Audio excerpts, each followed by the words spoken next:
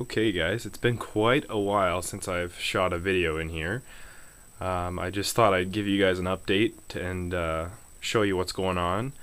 And so I'll give you a little room tour here, and then we'll go back and we'll see what's going on along each wall here. So this hasn't changed much. This is just my ball python racks. Got some pairings going on there that we can check out later, but nothing too different. Lots of cool stuff hatched out this past season, so hopefully I can show you that in a few minutes. But moving along here, I've got my retics down here in a nice Centec cage that I picked up this past summer. They're putting on lots of size. The male there on the left, he's in shed. You can see the female is quite a bit brighter, but they're putting on lots of size every week, it seems, and they're getting bigger. They're very, very tame. I take them out all the time, and they're just great animals to keep. Glad I still have those. Up here on top, that's my new Sulcata tortoise enclosure. So I'll take you in here and show you how big this guy's gotten. But, he's got his little built-in hide box here, and here he is dug into the corner. See if I can wake him up here. So this is Dozer, my Sulcata. He, if you go back and check the videos, when I first got this guy, he was quite small. He's put on lots of size. He's probably about a foot long now, and he's definitely a male. I can tell you that. He's shown me what he's got, and it's interesting to say the least. But yeah, he's doing great. He's got lots of room in here. This is 8 feet long, so I'm hoping he'll be okay in here for another little while. But moving on, we've got the incubator there, still working just fine. Of course, it's empty this time of year, but it does the job, and I've got lots more boxes in it this year. So hopefully we can get it a little bit filled up, hopefully. But over here is my old Sulcata enclosure that Dozer there used to be in. And if we go in here in the corner, you can see there's a new little girl here. And let's see if I can get a real close-up on her.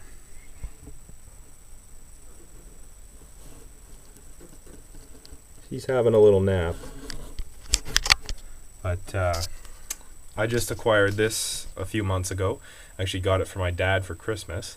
This is another little Sulcata, obviously much younger than Dozer. But I traded a ball python for this. Glad I did.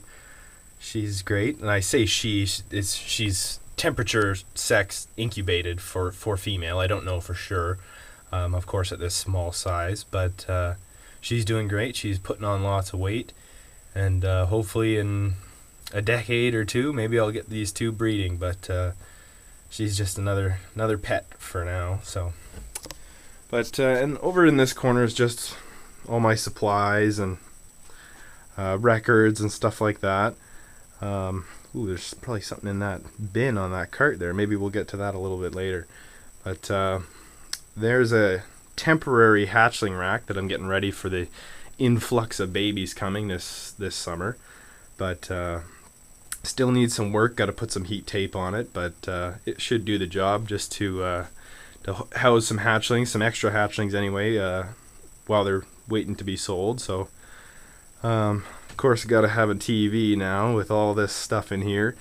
Got lots of work to do every week, so it's nice to be able to watch some shows or movies and stuff. So that keeps me busy, but that's pretty much it. So let's check in on some of these pairings here. So right here we've got a Toffino and an albino. So that's my original Toffino male that I've produced first in the world. He's breeding an albino female there. You can see they're locked up. So we're hoping to get the odds on a clutch with this pairing should be half Toffinos and half albinos. So that's definitely something I'm looking forward to, and he's been doing a good job with her, so I have no doubt she'll be laying for me this year. So let's see down here. So this is sorry about that, guys. This is a pastel possible het toffee to a possible het albino female. You can see they're locked up, so it would be a long shot, but I could hit pastel toffinos with that clutch. Fingers crossed. Down below, we've got a similar pairing. This is a spider possible het toffee to a possible het albino female, so they're nice and locked up, and odds gods willing, I could get spider toffinos out of that, but just like that, the clutch above it's a long shot because the female's just a possible het, and so is the male. I am fairly certain those two males are 100% hets, but only time will tell. Let's see, over here we've got a fire and a queen bee. They're not locked up right now, but he was breeding her yesterday, so she's getting paired to a fire male as well. So I could get super fires from her, or I could get fire queen bees, best case scenario. But they've been pairing nice and good.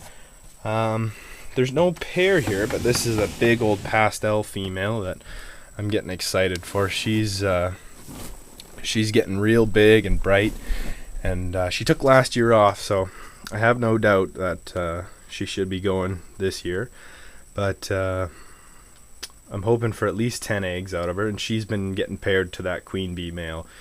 They've locked about 4 or 5 times, so I feel really good about this girl going this year. But other than that, I've got, everything's growing up. I've got genetic stripe female here. She's a 2011, and she's a very good eater. She puts on lots of size. So looking forward to breeding her next year, hopefully. I've got my pied female in here. She's just a little one still. Pieds are notorious for being lazy feeders and breeders, from what I hear, but she's coming along, so just give her a couple more years and be pairing her up. Underneath her we've got a nice honeybee female, and of course with that spider gene in there, she'll eat everything in sight, so she's coming up really nice as well. So that's pretty much what's going on with the ball pythons. I'm hoping this year for around I want to say hopefully 15 clutches. Not too much, but that'll be the most I've ever done. Even just last year with only 7 clutches was a lot of work. And speaking of, I'll show you some of that hard work here. These are some of my best hatchlings, which you guys have seen in another video, but they've colored up and got some size on them, so I thought I'd show you guys these. Ooh, let's just take a minute to look at that. Yeah. Alright, so what do we have? Well, we'll start here. Let's see if I can put them on the white here. So, let's do this without getting bit. So this is a fire spider that I produced. She's very colorful. I love the gold that comes out in the spider from that fire gene. But if you take it one step further, you can get the fire bee. She's buried under here, so let's see if I can pull her out. So that is the fire bee, and she is very clean, reduced, and she's only getting brighter as time goes on, and she gets bigger. Even the black in her back pattern is starting to fade out. You can see a little bit there. We've got an escapee over here, so let's go with him. This is just an albino.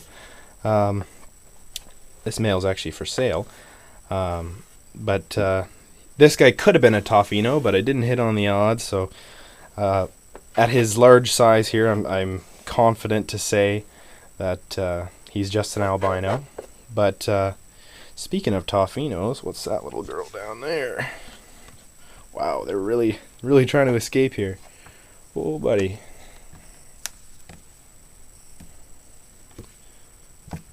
Alright, so I didn't produce this girl. I loaned a male to a buddy, and he was able to produce a couple Toffinos. And she's not quite as big as these other ones. She was slow to get started, but you can already see, especially compared to this albino here, that she's already colored up, and she's only going to get better. So, let's see. Alright, these two are very lively.